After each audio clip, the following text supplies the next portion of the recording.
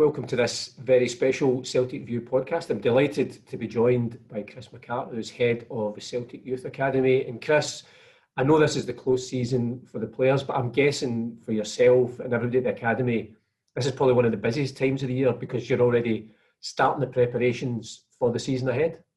Yeah, no, we're planning for a new season. Obviously, a new change as well. New managers, no coming in. So no, we're looking to impress. I said pre-season arrangements and the season ahead. But overall, we're very excited. As you mentioned, Ange Postecoglou has been appointed as our new manager, and I suppose one of the encouraging things for your own point of view is in the first interview he gave with Celtic TV. He spoke about the importance of the Youth Academy for a club like Celtic to bring through their homegrown talent, which is obviously the be-all and end-all of what you guys are doing every single day. Yeah, but I think first and foremost, the Celtic manager's got to come in and win games. So the academy players have got to be of the standard.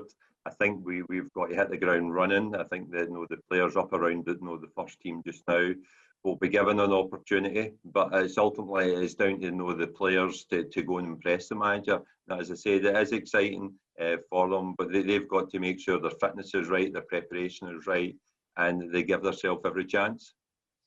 And I suppose we always talk about, and we will go on to talk about some of the guys who have come through the academy and gone on to establish themselves at Celtic and also other clubs. But last season we had the likes of Stephen Welsh really taking his opportunity, having come through the academy and established himself in the first team. And then towards the end of the season, Adam Montgomery also getting his debut. So I suppose those are also incentives for those players, but then the guys who are coming along just behind them as well. Yeah, I think we've been really fortunate, in the past decade. I think, as well, with the Celtic managers that have come in, they've been prepared to give young players a chance. They also know that the environment that they've got to win games, they've got to win league titles there, but they've been prepared to throw the young players in. And as I said, and hopefully throughout those years with your Kieran Tierney's, James Forrest, Cal McGregor, then you've got the next batch of Michael Johnson, Stephen Welsh, going through, and Adam Montgomery, and with the others will take inspiration from that. And there's some outstanding examples which they can follow.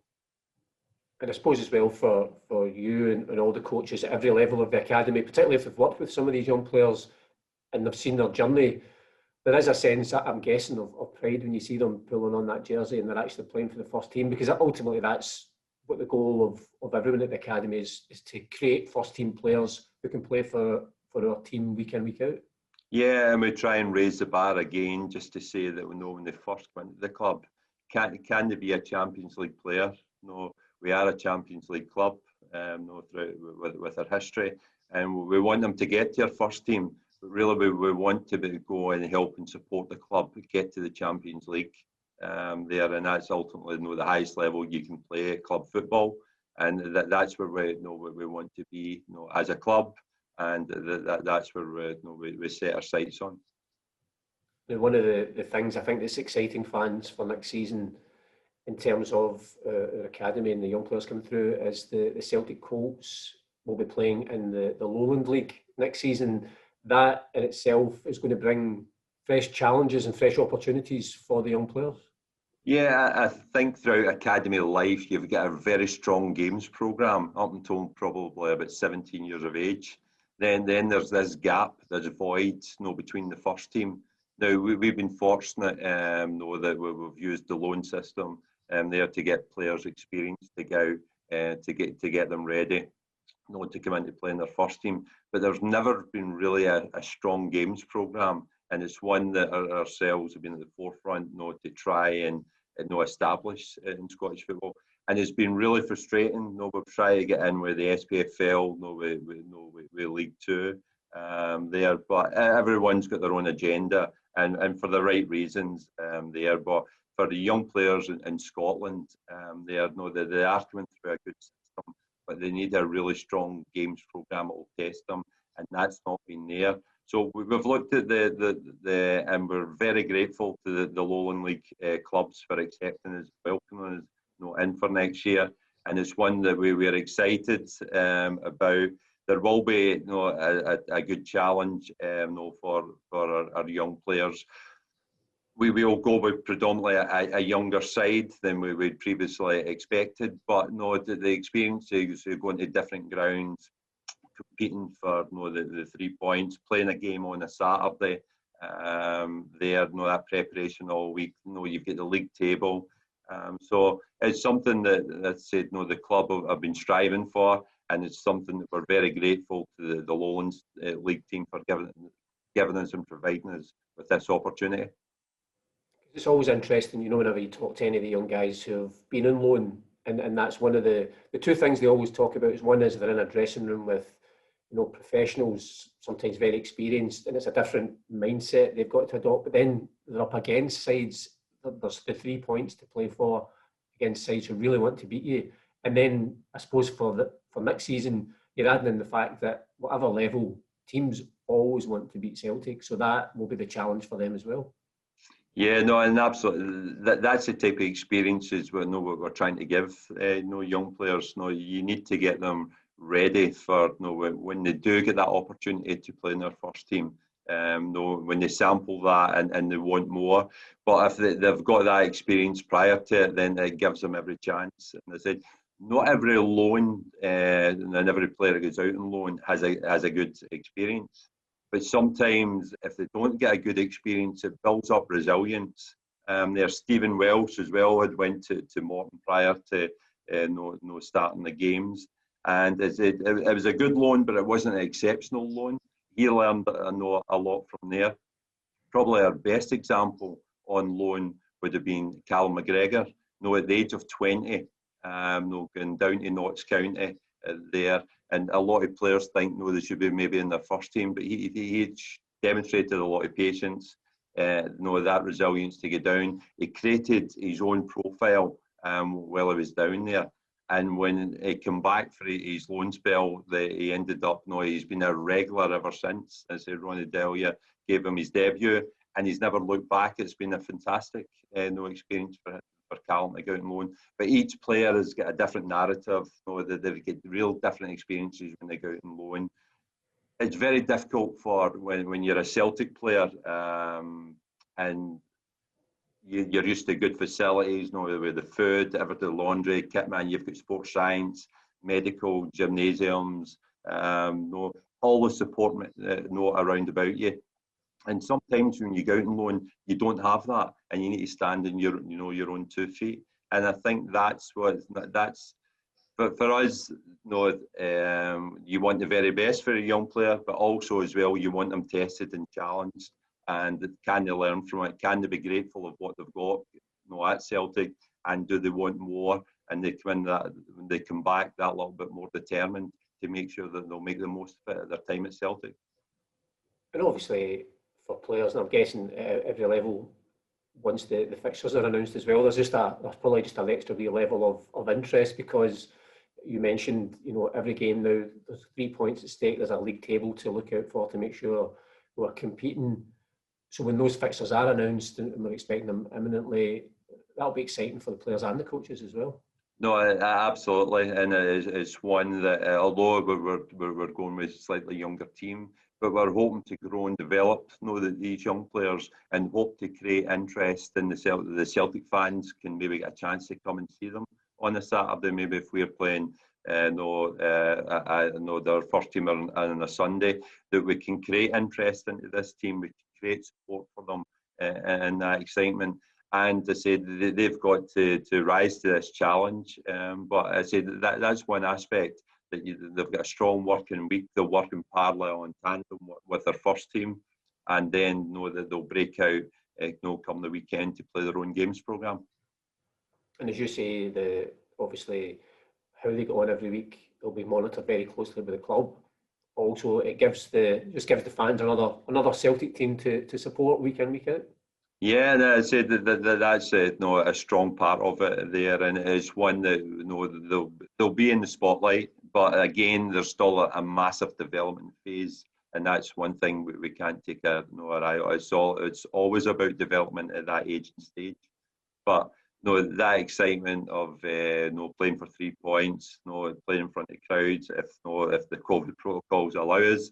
But I said, the league table come a Saturday afternoon, and it just gives them a challenge, and hopefully it inspires not there. And the other aspect of it as well with the players, I'll also put our coaching staff in a little bit more profile and more media work for them. And we're hopefully growing and develop future Celtic coaches for our first team. And you never know, it could lead to a Celtic manager in the long term. And obviously the Lowland League, we saw Celtic Hearts winning that last season, and ultimately through the pyramid system we promoted to League Two. So that tells you the quality and the competitiveness that their players are going to face. Yeah, no, there's a big investment, and obviously the traction is getting into the pyramid there. It's one that we cannot get promoted this year there, and we accept that. It's a pilot year, but hopefully with those new experiences, we can build friendships along the way. We can add value to this league there, and ultimately we can develop our young players.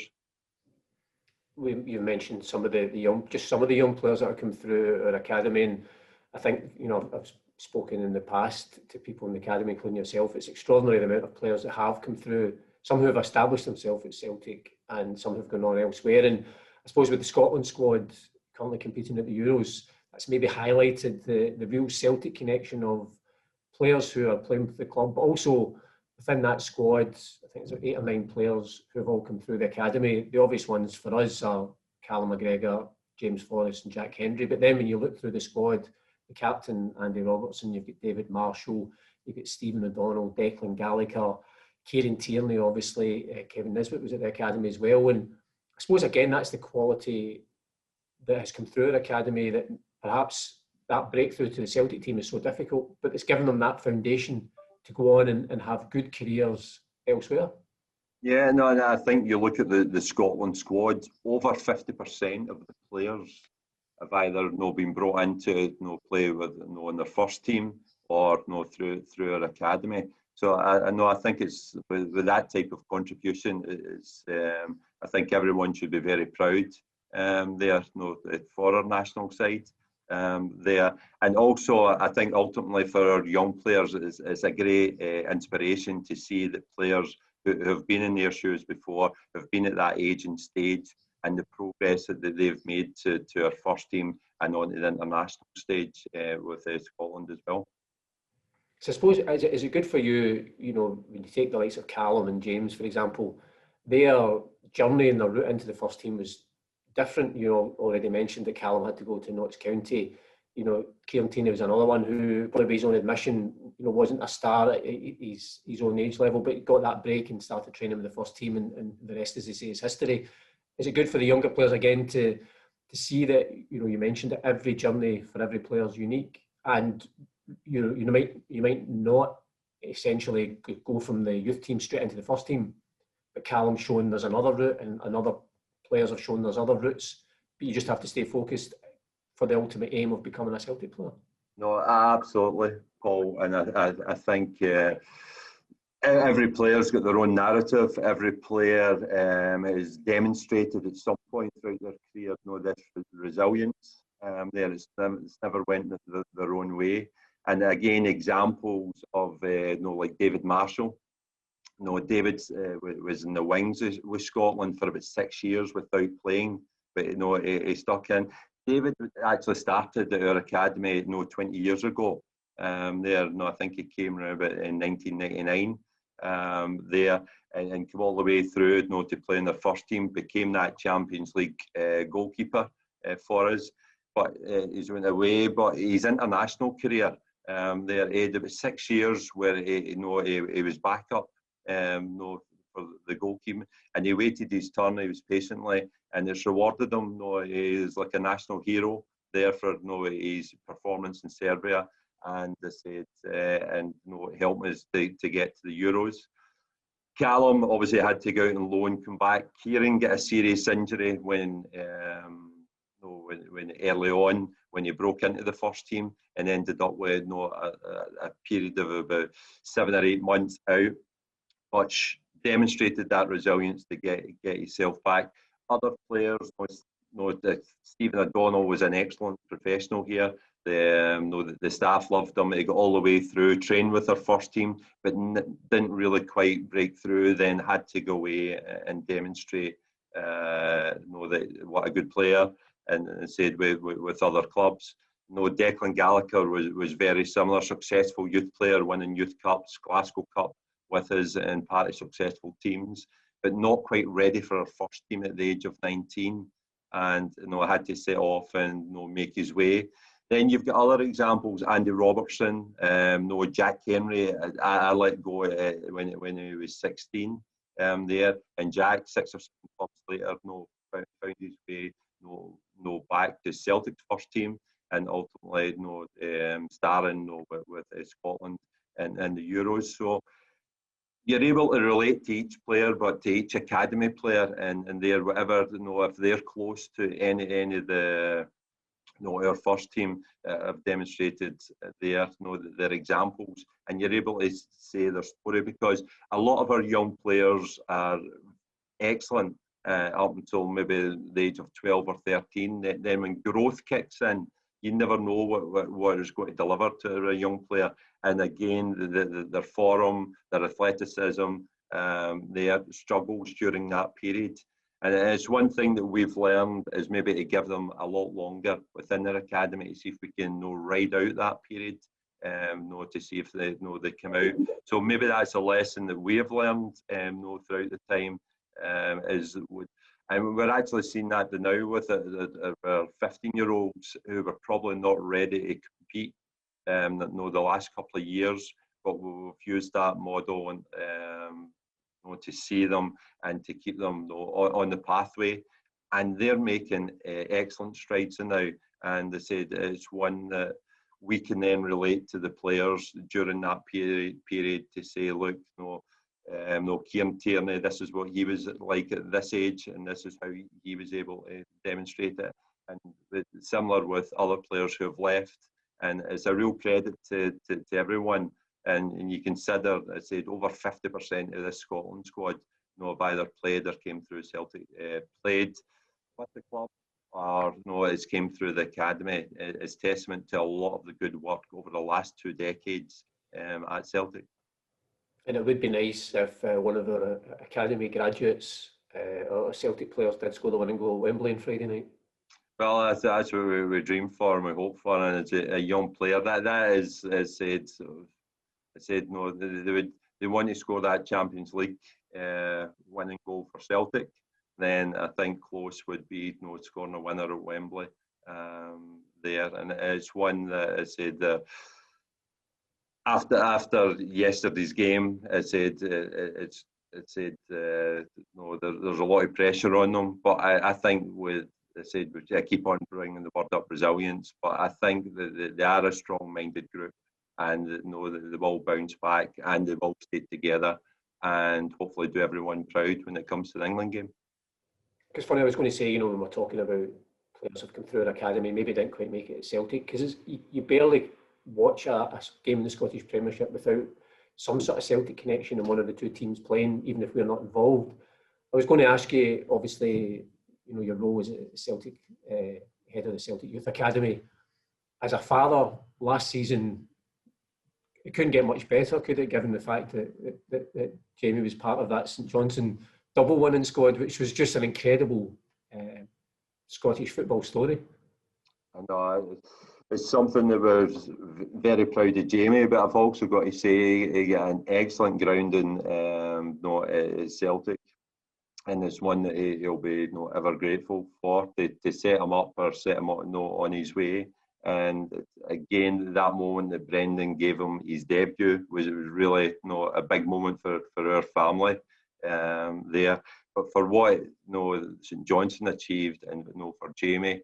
And people ask, obviously, with the Scottish Cup in '91, which I was fortunate to be playing and won it with Motherwell, and say, what was the comparison and emotions? And I think with your own son, and I've got 3 sons there, it was a prouder moment. I know I probably took more from it this year than probably back in 91. It was, I mean, it was an incredible success for St Johnstone, and as you say, Jamie played a part in that.